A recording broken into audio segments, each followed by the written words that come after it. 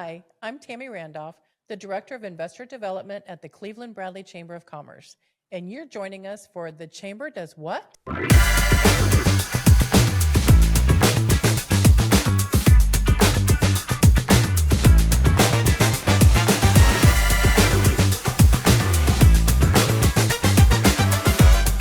Travis, thank you so much for joining me today.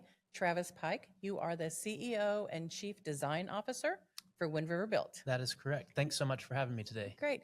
Can you tell me a little bit about Wind River Built? What is Wind River Built? So Wind River Built, formerly known as Wind River Tiny Homes, is a modular home and tiny home manufacturer located here in Cleveland, Tennessee. Now, when you say modular home and manufactured home, what does that break down to? Because a lot of people are going to think mobile home or trailer. Yes. We have to kind of educate a lot. There's a big difference. So we are not a manufactured home builder. We don't build single wides, double wides. Modular homes are built just like stick-built homes to the same classification. They're just built in our factory and then delivered to the site and set on a foundation. So they're built to the same standards as residential and commercial wherever they're going in the country. And can they be customized, or is it just a stock? This is what you get? So they can be customized, and that's kind of the niche that we've carved out, is that customers come to us, or developers, hospitality, and they want something unique for their project, their development and resort. And so we work with them closely to come up with a custom design. And it's not just one box or module. It can be multiple, stacked, multi-story, whatever size. It just has, the limitations we have is it needs to be built in our facility and then shipped down the road to where it's going. So there are some constraints to work within. And your facility is out on Old Chattanooga Pike. Correct. Yeah. When did you locate here in Cleveland? So we decided to go from kind of a smaller tiny home builder. Those are the tiny homes on wheels. Those are so cute. And you still make those, correct? We do. It's not the majority of what we build, but that's what we kind of built our reputation for the last 11 years. We started in 2014. And 3 years ago, we decided we wanted to kind of take our custom designs, our intentional designs, and open up that market. And so going modular seemed like the best way to do that. So 3 years ago, we started the process of that and started looking for land. I'm a native of Cleveland, so my first choice was, and Bradley County, Cleveland, really wanted to be this direction. So started working closely with the chamber, Doug Berry in particular. He and I walked around multiple sites, and we landed at the site there in the old industrial park on Old Chattanooga Pike. And it is a beautiful facility. Yes. It is. I've been out there we'd had chamber coffees out there, and I was out there for your grand opening and ribbon cutting. It is a beautiful facility. And you, like you said, you do everything from sticks and plumbing and HVAC. Everything is on site there, and you have inspectors that come in. So it's all under code and inspected and safe, and you transport it to wherever the person has their land, correct? Yep, that's correct. Yeah, we're completely vertically integrated. That's been since our early days when we were in a pole barn down in Red Clay, still here in Bradley County. We wanted to vertically integrate, and it's always quality driven. We're obsessed with quality. We wouldn't build anything that we wouldn't build for ourselves. And there's cost savings to doing things in-house as well, but it was always quality first. So we do everything from start to finish. We coordinate the deliveries. Some deliveries we do ourselves. So yeah, everything is done there in the facility by our team. And I know that you've kind of more started away from more of it, but you started with tiny homes, which I keep sending my daughter pictures of them and telling she's got a great backyard, great land. This is where I'm going to live when I retire. I'm going to bring it to your house. Yeah. But what started you with what made you start with the company of building tiny homes? How did that come? Because you lived in one, didn't you? Yes. Yeah. That is so cool. So it all started in 2012. So I come from a background of trades, carpentry. I've worked for GCs. I've done almost every trade all the way back to 7th grade. I homeschooled that year, and our family built our own log cabin. Oh, wow. And so my homeschooling that year was helping my grandpa was the GC. My dad, was involved, quit his job to take that year off to build the house. And ever since then, I've just been enamored by architecture, design, plans, drawing floor plans and house plans. And then since then, through high school and college, I worked for a lot of different trades. And I saw an article in the Chattanooga Times Free Press about the tiny home movement that was just starting. And I bought a trailer on Craigslist 2 weeks later. And because it was just something I was like, well, I can do that. I have all the skills. I was about to get engaged and married. And so my fiance at the time was on board with it, and so spent a That's year. that's a big deal because Yeah, I'm not quite sure I would be prepared to go in a tiny home starting out. yeah. I made sure that was on the table right from the start, and she helped build it. And so yeah, we built it weekends, nights over the course of a year. Mhm. Um, in my parents' driveway, and we lived in it for just over 4 years, almost 4.5 years, 192 square feet. Like we don't even Wow. build them really that small. We would, but Yeah. that's the smallest we've ever built. If I Hmm. could go back, I would probably build a little bit bigger now that we have 10 years of experience building them. Hindsight's always 2020. Yeah. But it's always a learning experience. I mean, you learn from everything that you do, and that's how you've been able to progress and grow. Now, Yes. you've just recently you did some housing units up at Southern University. Yes, for Southern Adventist University, just down the road, they came to us last year with a need. They knew they were going to have a surplus of students coming in, and they weren't able to build their village apartments quick enough.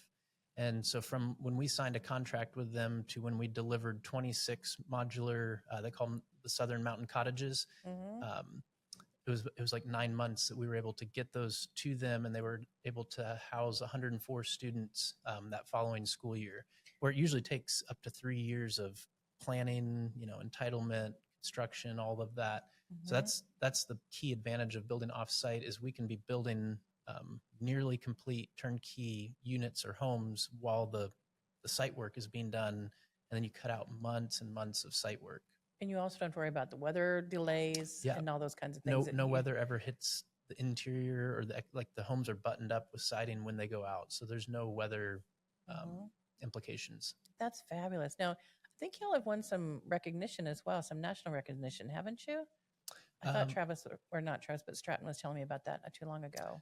yeah, well, recently it was through the AGC, the Association of General Contractors, that we're part of in Tennessee. I'm blanking on the award. I think it was the innovative housing Mm-hmm. type award last year, just Mm-hmm. for a different, offsite construction is completely different than site built, and both are a good. It just depends. It's a case by case. So we're not the type that say like everything needs to be built modular offsite. There's certain areas and implications where that can't happen. But it was exciting to get that award. I think we're one of the only modular builders in the greater Tennessee Southeast area. Do you think this could be something? Do you see in the future where there'd be like entire subdivisions? That this could be the way it's progressing because there's a big push right now that we went from having big monster homes and big land, and now there's small lands and townhomes. And do you see this as the next progression of home building? Yeah, we really do. You know, people hear it referred to as the missing middle. So there's a lot of focus on affordable housing, which is great. And then there's a lot of building of, homes that start at $500,000, 3,000 square feet. But there's not many developers or builders kind of building that missing middle where it's not tiny. It's not just a few hundred square feet. It's Mm-hmm. anywhere from 750 to 1,400 square feet, but intentionally designed for your everyday life. And we believe that most people aren't in this generation, home buyers aren't looking for how much home they can get. Um, they want something nice, high quality, that's lower maintenance, high performing. And so that's what we're targeting, is developers or municipalities that want to rethink what communities and subdivisions can look like and get that starting home price. It's kind of like bringing the starter homes, the Sears homes of, Mm-hmm. back in the day, Oh but yeah. something different, something that's attainable for a lot of people that don't have like that housing solution. Mm-hmm. That's great. Have you, since you've come, like I said, your company has grown from just you and the pole barn and Yep. down at Red Clay. How many employees do you have now at Wind River? I think we're right around 100 employees. And before we moved, so we just celebrated our first year in Cleveland in our new facility in May. Mm-hmm. When we moved into that facility from our old 10,000, we moved from 10,000 square feet to 100,000 square feet and around 35 to 40 employees to over 100 in just a matter of months. Mm-hmm. So it's been rapid growth, just in the last year and a half or two. So you had good luck finding good employees here in Cleveland and Bradley County. Yes, A lot of it's participation. the workforce here, and I don't know the breakdown of how many are. I think the majority are from the Cleveland Bradley County area, and we have some from Chattanooga and Hamilton County. But it's been overwhelming. We wondered that when we made the move to Cleveland, and we didn't have a shutdown or anything. It was move over and just scale up Just go. quickly. Mhm. And so for our HR department, he knew he had his hands full, but knew it was coming. We planned for it for months, and we did some in-house events to have people come out. Everything went really well, and we were able to get a lot of people interested in working with us quickly. I think you participated in a couple of the job fairs that we did as well. Yep. With the American Job Center and did that out. I think we had those out. We have those out at the Y. Yep. I think you participated in a couple of those We as did. well. Yeah. Are there some agencies or community work that you guys have, since you've come to Cleveland and you've been through the chamber and you've been connected with people, are there some organizations that y'all have been partnering with and working with here in town? Yes, we just did a project with United Way, or kind of it was an afternoon where we got out into the community and United Way of did Action? some work. Yep, United Way of Action, and then City Fields. We've created a close relationship with them. We meet with them 4 times a year. We kind of go back and forth. They come to our facility, we go to them, and there's a lot of different things we can be involved with there. We're looking at actual housing, bringing some affordable, attainable housing to the market quickly, but then just job training, mentoring. We've had a handful of young folks come through City Fields that work at Wind River.